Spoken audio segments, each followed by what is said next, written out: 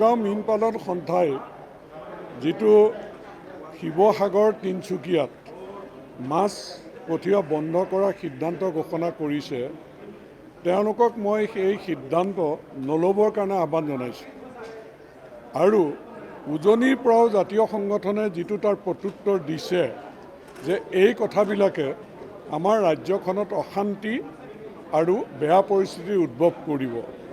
তেওঁলোকে ভাবিব নালাগে তেওঁলোকে মাছ নপঠিয়ালে উজনিৰ মানুহে মাছ খাবলৈ নাপাব।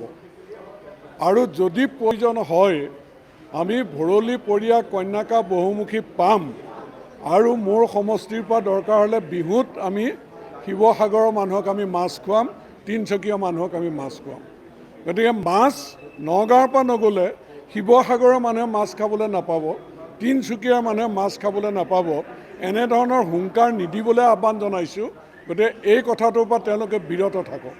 কাৰণ আমি কাম কৰিলে মই জাতীয় সংগঠনসমূহলৈ আহ্বান জনাইছোঁ যে আমি উৎপাদনমুখী যিটো যাত্ৰা আমি এইটো কৰিব লাগে। কাম নকৰাকৈ বহি থাকিলে কিন্তু এই শক্তিবিলাকে এনেকৈ ধৰণে হুংকাৰ বা আমাক এনেকুৱা ভাবুকিবিলাক দি থাকিব।